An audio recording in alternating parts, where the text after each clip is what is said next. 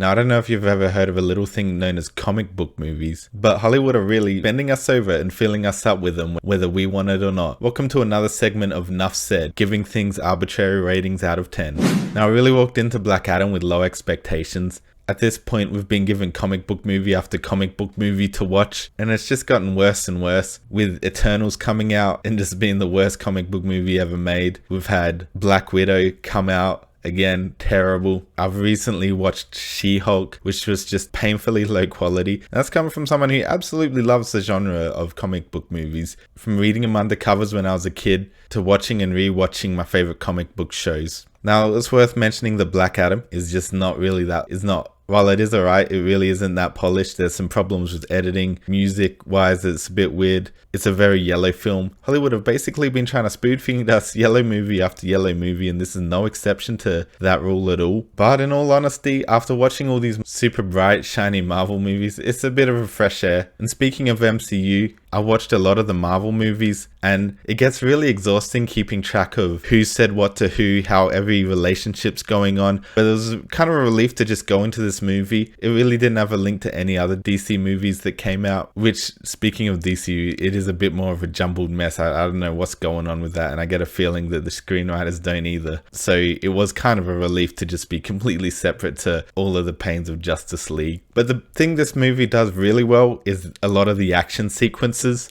They look really cool. You got Dwayne "The Rock" Johnson grabbing a demon, ripping it in half with his bare hands as it turns to lava. You've got Dr. Fate, who's a really cool character, splitting into a million different versions of himself, creating cool force fields, and it all looks really great.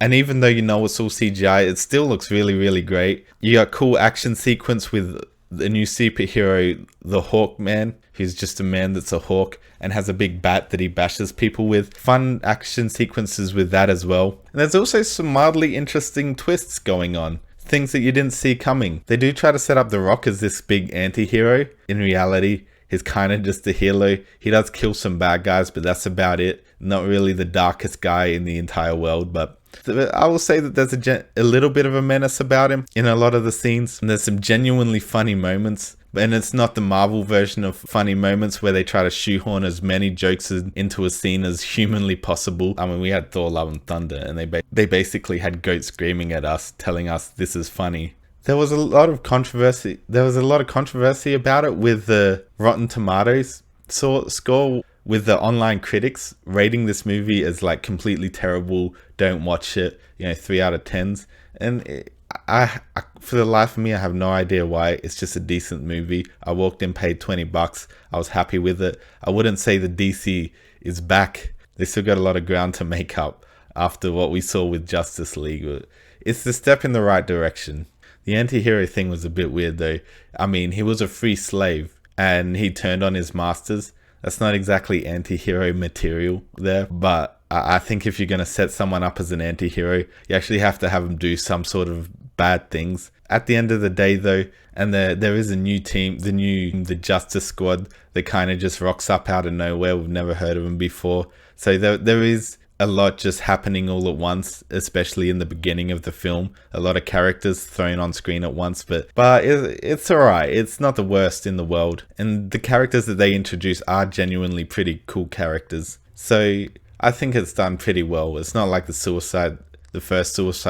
like the first Suicide Squad where they just spent half the movie introducing a million new characters that none of us ever cared about. They did alright. Or they're saying that two of the new superheroes they introduce have a weird will they won't they thing going on, where the movie kind of just forgets about them and they never do, which was interesting. I'm actually glad they didn't focus on those two new superheroes that much, because apart from a few cool action scenes, they were the most boring characters in the whole movie. For a superhero movie these days, if I walk out and I'm saying that movie was alright, then I'm happy with that movie. I give this 7 out of 10. And that's enough said. This was fun. Bye.